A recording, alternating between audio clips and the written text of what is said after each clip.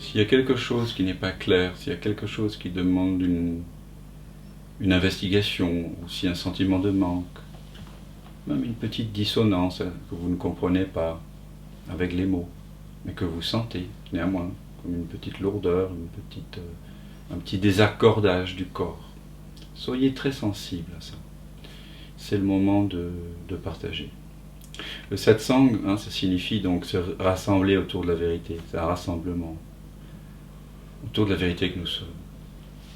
C'est pas la vérité que quelqu'un détiendrait au détriment de quelqu'un d'autre. C'est la vérité de qui nous sommes. C'est cette présence vers laquelle tous les sages de l'humanité, vers lesquels ils ont pointé depuis 6000 ans. C'est ce qu'Aldous Huxley appelle la philosophie éternelle.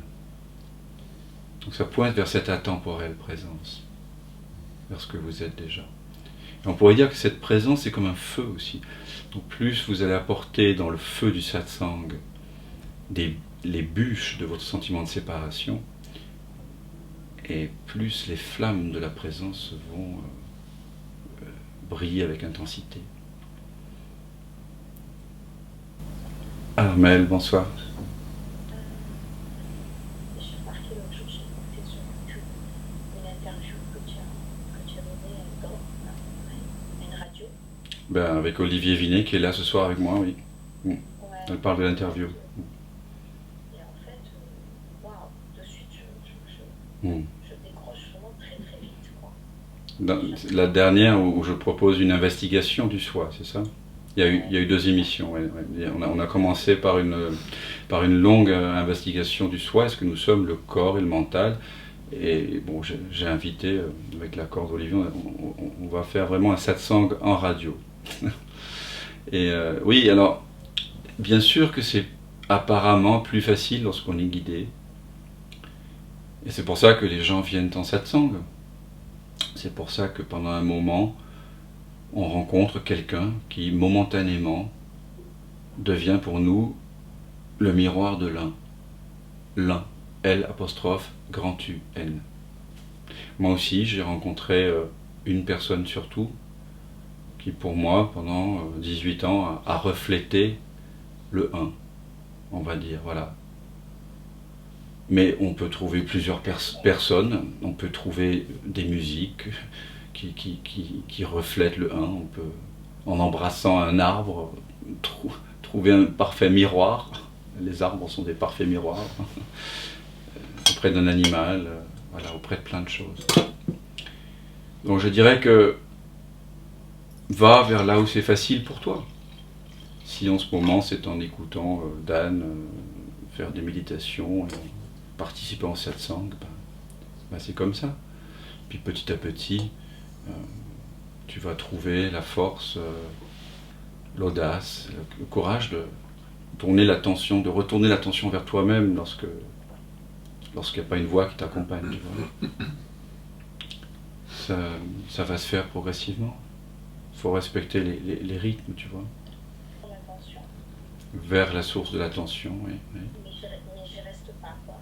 Oui, bon. J'ai l'esprit qui vagabonde.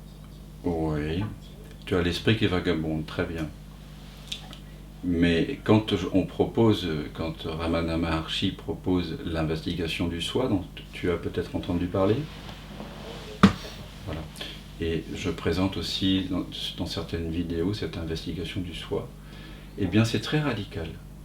Donc tu me dis que tu retournes l'attention vers l'apparent jeu, et chacun d'entre vous qui m'écoutez en ce moment, vous pouvez le faire. Il y a des perceptions dans votre environnement. Et la question qu'on se pose en satsang, c'est qui suis-je ? Donc, qui c'est le gugus là, qui est conscient ? Où il est ? Où il se trouve là, la personne ? Où est-ce qu'elle se trouve ? Donc, ce que propose Ramana Maharshi, c'est de ramener l'attention tout simplement vers cet apparent jeu. Parce que s'il y a des perceptions, s'il y a des sensations, s'il y a des pensées, s'il y a des sons, l'impression d'un monde, eh bien c'est qu'il y a aussi l'impression de quelqu'un qui observe ce monde, qui est l'auteur des pensées, quelqu'un qui l'expérimente. Alors Ramana Maharshi, mais en cela il reprend la tradition de l'Advaita, hein, rien de nouveau sous le ciel. Il propose de ramener l'attention vers l'apparent je, pour voir s'il y a véritablement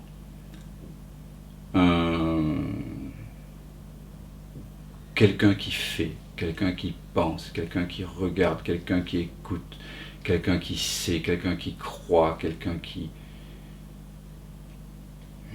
va, qui vient, quelqu'un qui naît, qui meurt. Est-ce qu'il y a quelqu'un? Donc tu ramènes l'attention. Alors là, tu me dis, tu n'y restes pas, il y a des pensées qui arrivent. Très bien. Alors, si tu suis la voie de l'investigation, tu retournes à nouveau, s'il y a des peurs qui arrivent, eh bien tu retournes l'attention à nouveau vers l'apparent jeu, hein, l'apparente armelle, et tu reviens vers ce que tu crois être. Et ce jeu, hein, qui semble avoir peur, qui semble avoir des difficultés, tu ramènes l'attention tout simplement à sa source, encore, et encore, et encore. L'investigation du soi, c'est quelque chose qu'on peut faire pendant des minutes, des heures, voilà, c'est sans fin. Au début, ça peut demander un certain effort, lorsque le mental est très agité, et le mental est souvent agité parce qu'il y a des émotions qui n'ont pas été pleinement embrassées, accueillies. Lorsque donc le mental est très agité, ça peut demander un certain effort, d'accord, de retourner la conscience constamment. Si tu le fais pendant 10 minutes, 20 minutes, une demi-heure, une heure, tu verras peut-être qu'au bout d'un moment, ça va commencer à se relâcher. Donc, une première possibilité, c'est de passer en force. Voilà, faire des efforts. Au début en tout cas, jusqu'à ce qu'à un moment donné, les pensées, l'occurrence de pensées diminue, tu vois, le rythme des pensées diminue. Ça c'est une première invitation. Et ensuite tu te poses dans cette présence, et là tu fais plus d'efforts. Mais, pour la plupart des gens, ils sont découragés très vite. Et je suppose que c'est ton cas. Est-ce ton cas? Un petit peu, ouais, et puis surtout je me pose la question, je me dis, mais peut-être que toi tu fonctionnes pas, peut-être que tu as besoin d'autre chose, d'une autre... de paroles par derrière, qui trompent un peu. Non, je pense que la plupart d'entre nous, et je parle des gens du passé aussi, qui ont réalisé leur vraie nature, ils ont eu besoin, la plupart je dis, hein, 80, peut-être 10 ou 99%, peut-être 99% est plus juste, ont eu besoin d'un accompagnement. En tout cas momentané. Ils ont besoin d'un miroir. Et moi j'ai eu besoin d'un miroir aussi pour refléter le 1. Est-ce que tu connais l'histoire du vilain petit canard? C'est un œuf d'oie qui, on ne sait pas comment, se retrouve dans un nid de canard. Et donc il est pas très... il correspond pas aux normes de beauté des canards, quoi. Et pourtant sa mère l'aime comme le sien, bien sûr. Mais voilà, les autres le rejettent et il passe par plein d'épreuves, hein, je résume. Et donc il se prend pour un canard, puisqu'on le désigne comme un canard, et il voit des canards autour de lui. Hein. Il fait comme nous, petits humains, nous faisons. Nous nous identifions aux gens qu'on voit. Mais, et donc il se prend pour un canard, mais il est rejeté partout, puis à un moment donné il s'enfuit de sa famille, parce qu'il est vraiment pris à partie par les autres canards, etc. Il est assez violenté, puis il passe l'hiver dans une ferme, ce qui est la métaphore un peu du retour vers soi, hein, auprès d'un foyer, d'une vieille dame et d'un chat. Et puis au printemps, il s'en va tout seul sur un lac. Et puis il avait beaucoup d'admiration pour les cygnes. Et à un moment donné, donc il nage vers eux, et soudain, il voit sa propre image de cygne reflétée dans le lac. Tu vois. Donc cette histoire, elle parle de la nécessité d'avoir un miroir aussi en face de nous. Elle parle de l'éveil. Hein. Je ne sais pas si c'était conscient chez Hans Christian Andersen que de nous livrer une métaphore sur l'éveil spirituel, mais c'est exactement ça. On se prend pour un être humain limité, qui est né, qui va mourir, pour une forme, pour un caractère, pour une histoire, et on va découvrir qu'on est la source du monde. Tu vois, donc c'est vraiment ça. Mais pour découvrir ça, en général, tout le monde a eu besoin d'un miroir pour se refléter, ou plusieurs miroirs. Donc l'important, c'est d'avoir un maître. Il n'y a pas lieu d'appeler ça un maître, on peut appeler ça un ami, un instructeur, ou quelqu'un qui partage avec... Qui partage... oui, enfin, en tout cas, pour la plupart des gens, c'est important. C'est pas... Il y a aussi des gens qui réalisent leur vraie nature sans maître. Et on peut très bien, à travers, par exemple, les exercices de la vision sans tête, est-ce que tu les connais? Bon, voilà une voie qui est tout à fait démocratique, laïque, et qui ne te demande pas vraiment de maître. Tu peux faire les pratiques par toi-même. Mais voilà, ce dont je m'aperçois, c'est que pour un certain nombre de gens, c'est plus facile lorsque on le partage en tout cas, et qu'il y a quelqu'un qui est là lorsque sur le chemin, il semble y avoir des obstacles. Donc voilà, c'est à toi de voir, c'est à toi de voir. Tu vois, Ouais. voilà. Moi, la question, là, c'était vraiment une question très pratico-pratique. Pratique, Est-ce oui. que, voilà, comment passer est-ce qu'il faut passer une étape pour arriver à méditer tout seul sans avoir ce support d'une voix un peu, tu sais, en fait, ta voix, comme elle signe, du coup, ça empêche l'esprit de partir ailleurs. Non, je comprends que une certaine voix peut être le miroir momentané pour toi. Accepte-le avec grâce. Voilà. Et dans une semaine, dans un an, ce sera une autre voix, et puis à un moment donné, tu n'auras plus besoin de voix. Cette voix, elle te ramène vers le silence, n'est-ce pas? Ah, Elle me maintient dans la présence. voilà. D'accord. Raconte l'histoire de la présence. D'accord. J'ai l'impression quand même. Elle te raconte l'histoire de la présence, et après tu demeures dans la présence. Mais une fois que tu demeures dans la présence, la voix, ce n'est qu'une apparition-disparition au sein de cette présence. Est-ce que maintenant tu éprouves cette présence? Oui, Bon. Alors, reconnais que cette voix, aussi agréable ou pas soit-elle, ce n'est qu'une apparition-disparition dans cette présence.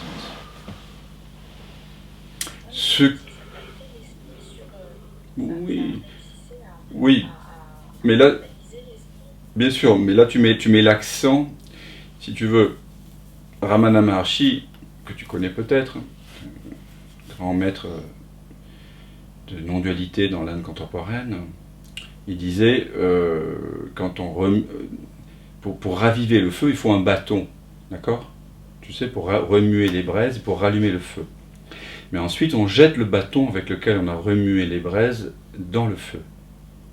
Et le bâton se consume avec.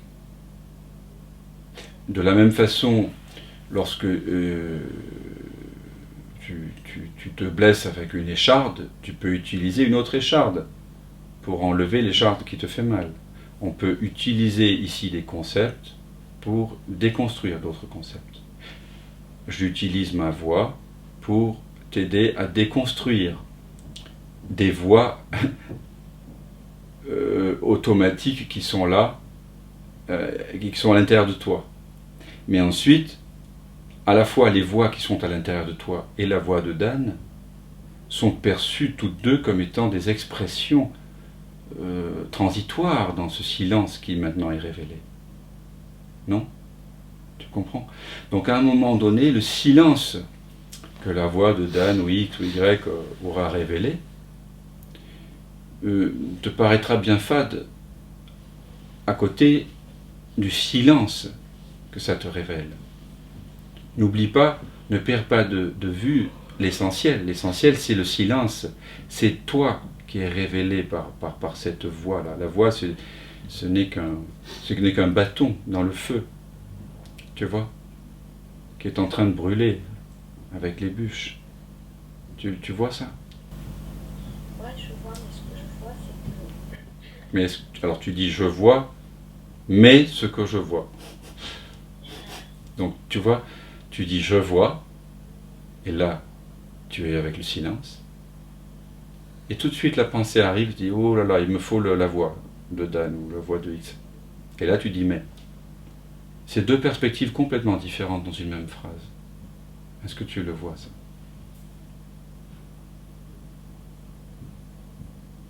Est-ce que tu reconnais ça? oui, parce que j'expérimente Mmh. Tu vois, tu dis oui, je vois, et après tu dis mais. parce que je me rends compte que j'ai du mal et que je me pose toute seule, Mmh.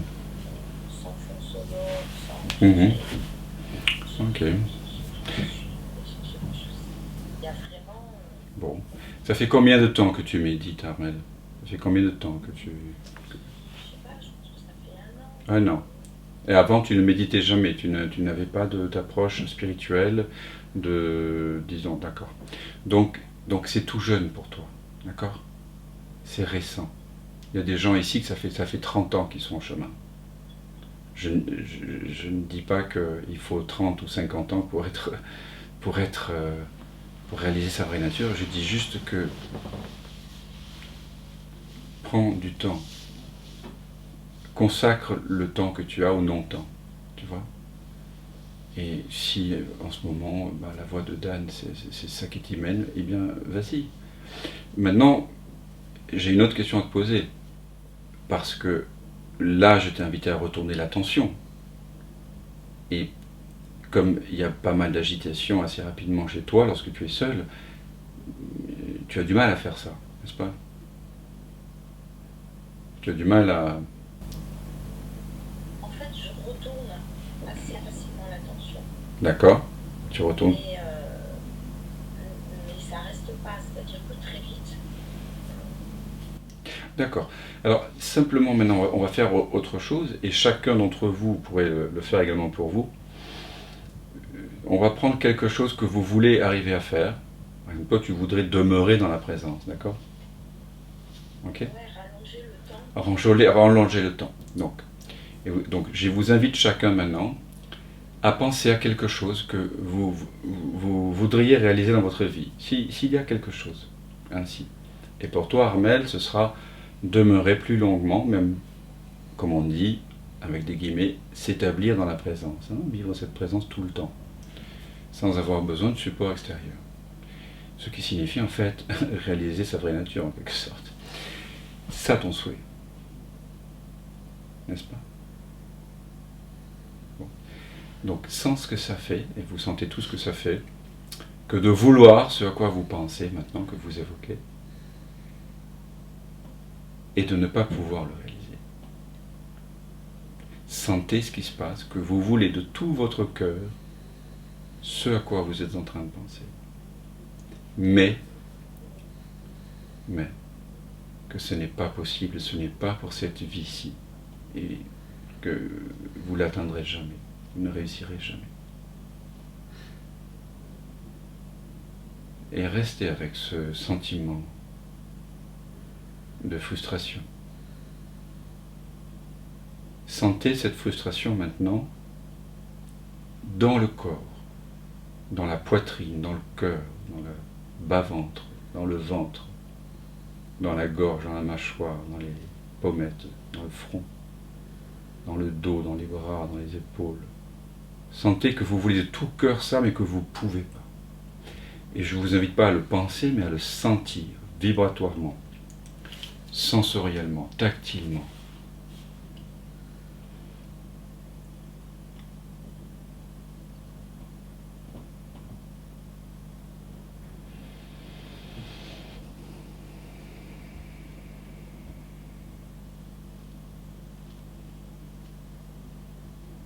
Tu sens que ça fait quelque chose, n'est-ce pas, Armel? Ça me ramène à cet état Oui. de doute et De doute, oui. d'agitation. Ben, reste avec cette agitation, mais sensoriellement là. Ne discute pas avec. Sens ce que ça fait cette agitation dans les dents, dans la mâchoire, dans le... Et quand on ressent, on laisse toujours, et je le dis à tout le monde, les dents et les lèvres légèrement entr'ouvertes. Donc sens ce que ça fait, Armel, sensoriellement, tactilement, dans le visage, dans la gorge, dans la nuque, cette agitation-là. Qu'est-ce que c'est? Voilà, vibratoirement. Hein. Ne le pense pas, ne le commente pas. Immerge-toi dedans, laisse-toi submerger par la sensation. Ça, c'est la voie de l'amour, la voie du senti. Vous faites complètement l'unité avec cette frustration, avec cette agitation, avec ce refus, avec cette impuissance.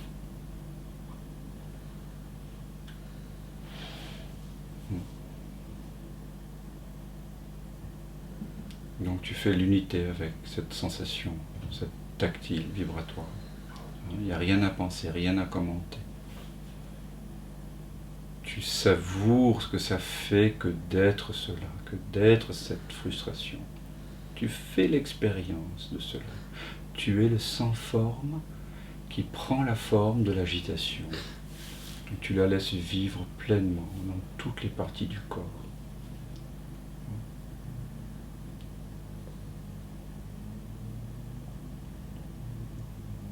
Voilà, ouais. Est-ce que tu es un peu au contact de ça maintenant, directement, je veux dire, de cette agitation? Est-ce que tu la goûtes vraiment dans les épaules, dans les aisselles, dans la poitrine, dans le cœur, dans le plexus? Ouais, c'est au niveau du plexus. Voilà, goûte-le vraiment, sensoriellement, tactilement, vibratoirement. Aucun commentaire, voilà. Oui, un malaise. Laisse ce malaise venir, laisse-le se déployer, c'est ok. S'il y a des émotions qui vont avec, et c'est tout à fait naturel, laisse-les se déployer avec le malaise. C'est comme une fleur de malaise qui ouvre ses pétales dans toutes les directions, tu vois. Parce que bien sûr, tu as toujours pensé pouvoir résoudre avec la pensée ce malaise. Et là, je t'invite à le sentir.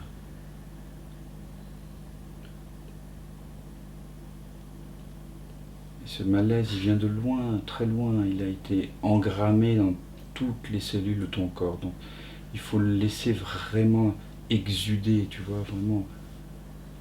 C'est comme si ton corps était une éponge et que le malaise était une eau tiède à l'intérieur qui va se... Ton corps est une éponge sèche et le malaise c'est une eau qui va se répandre dans l'éponge et gonfler les alvéoles de l'éponge depuis l'intérieur du cœur. Est-ce que tu vois cette image?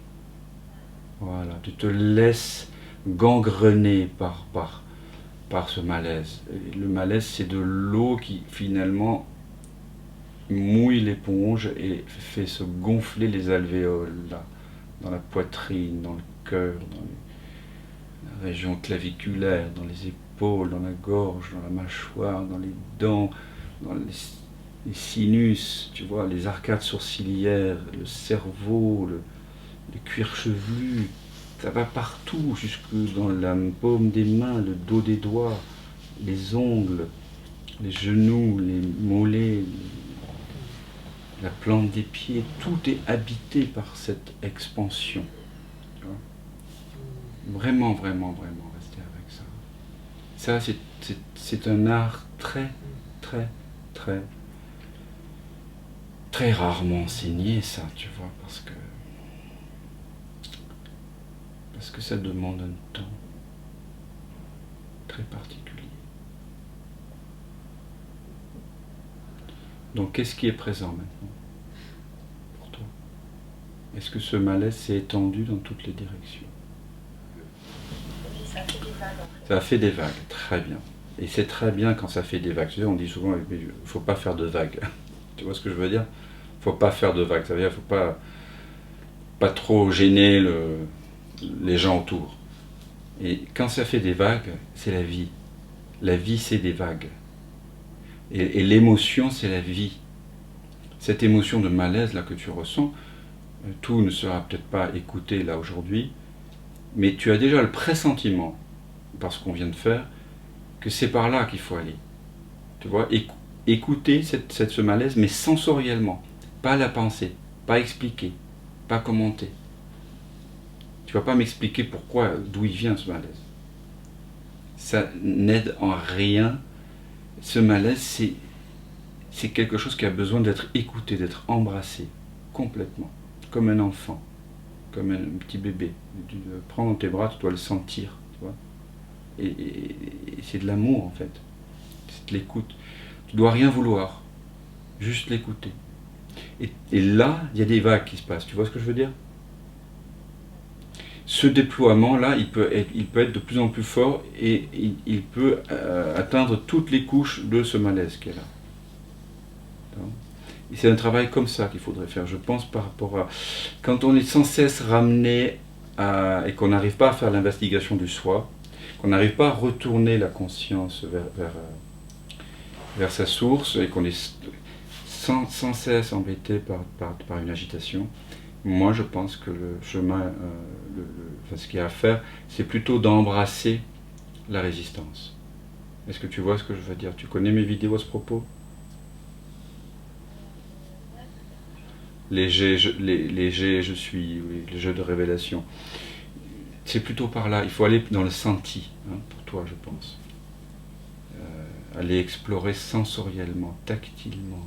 Tout à fait, une part de toi qui refuse, c'est ça. Alors sans ce que ça fait ça. Quand on a toujours une part de soi qui refuse, ça fait quoi? C'est la peur de ne pas y arriver. Oui, la peur de ne pas y arriver. Tu la connais cette peur. Tu l'avais à 5 ans, à 10 ans. Elle n'est pas nouvelle. Ah ouais, c'est la même peur. Hein. Elle s'est transposée. Elle s'est transposée dans ce qu'on appelle le chemin spirituel.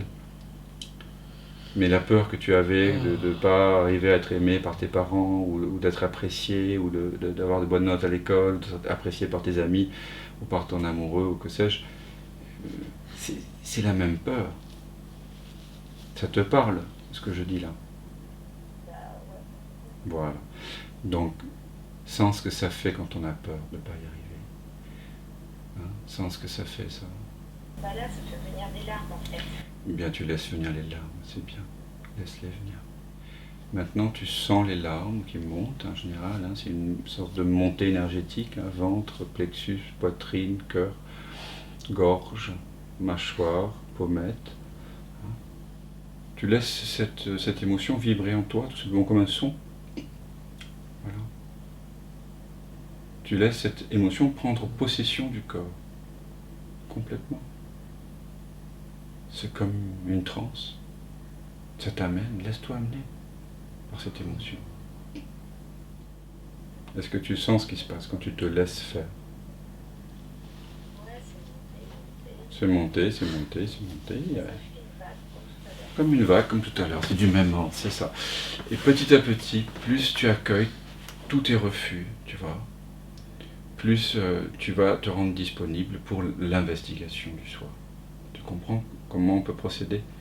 Ça, tu vois, c'est quelque chose qui doit être individualisé, ça. C'est pour ça que parfois on a besoin d'un maître, d'un gourou, d'un enseignant, d'un ami, en qui on peut se refléter. Parce que le retournement de la conscience, ça, tout le monde peut le comprendre. Mais être amené dans ces régions-là qu'on refuse depuis tellement longtemps, c'est pas évident tout seul. Peut-être que certaines personnes ont la capacité d'y aller, et c'est ok. Mais il faut reconnaître aussi que voilà, qu'on n'a pas toujours... parfois, un regard extérieur voit mieux les encoignures, les parts d'ombre, tu vois. Les résistances, voilà. Et ça, même si on dit dans l'enseignement très radical, non duel, il y a juste à retourner l'attention. Tout bon pédagogue le sait, et même Ramana, qui était il savait qu'il y a deux voies. Il y a la voie du retournement, qui est la voie de la connaissance, et il y a la voie de l'amour, la voie de l'abandon. Alors lui, il appelait ça l'abandon à Dieu, on appelle ça le bhakti yoga. Mais là, le bhakti, la révérence, ce avec quoi on fait l'amour, c'est pas Dieu, là, c'est une expression de Dieu, c'est l'émotion. Mais c'est la même chose. Tu vois, on se donne, on s'abandonne complètement à l'émotion. Mais c'est comme s'abandonner à Dieu. Parce que le Dieu auquel on s'abandonne, de toute façon, c'est une image. C'est une forme. La déité, elle est au-delà. Et c'est la déité qui se révèle justement quand tu fais un avec Dieu, ou que tu fasses un avec Dieu ou avec la peur, c'est la même chose. C'est le sens profond de la prière, que ta volonté soit faite. Viens en moi. Tu vois, c'est le Christ sur la croix. Pour moi, c'est ça le message. C'est vraiment ce message d'abandon, à un moment donné, tu vois. Donc, ça demande certains... Je sais pas, enfin, tu peux aussi le saisir, là, directement, intuitivement, mais cet abandon, tu vois, à ce qui vient, cet abandon même au refus, ok, sans ce que ça fait que de refuser. Oui, mais je sens rien. Ok, sans ce que ça fait que tu sens rien. On peut toujours sentir ce que ça fait, tu comprends? Tu peux toujours faire l'unité avec quoi que ce soit. Le mental va te dire, non, non, je peux faire l'unité avec tout, mais pas ça. Je ne peux pas faire l'unité avec le fait d'avoir été violenté psychologiquement, physiquement, sexuellement. Je ne peux pas faire l'unité avec l'expérience des enfants qui meurent de faim. Je ne peux pas... Ok, fais l'unité avec ton refus de faire l'unité avec les enfants qui se font. Tu vois ce que je veux dire? On peut faire l'unité, ça veut dire reconnaître que la présence que tu es a déjà pleinement accepté ce qui est là. Donc c'est du bon sens en fait, hein. La non-dualité, c'est simplement reconnaître ce qui est. Donc tu t'abandonnes à la réalité en fait, hein. Et dans cet abandon se consume tout ce qui n'est pas toi en fait. Et se révèle la paix de ta vraie nature. Donc voilà, ça c'est l'autre voie, tu vois. Il y a la voie de la connaissance, je tourne l'attention vers moi, hein, voilà, je tourne l'attention vers ici. Et l'autre, c'est je prends la forme de tout ceci. Hein. Voilà. Je fais l'unité avec. Donc peut-être que pour toi, dans un premier temps, il doit y avoir, je pense, hein, soit par un accompagnement, soit toute seule, tu dois apprendre à faire l'unité avec tes résistances, les sentir dans le corps, tu vois. Une immersion. Parce que paradoxalement, plus tu vas sentir ton corps, moins à la fin tu vas le sentir. Parce que dans le fait de sentir, de faire l'unité avec, est consumée l'impression de contour, l'impression de séparation. Voilà. Ça c'est un art dont on parle très peu dans les satsangs. Hein. Éric Barré en parle beaucoup. Mais sinon, on parle plutôt de la voie de la connaissance.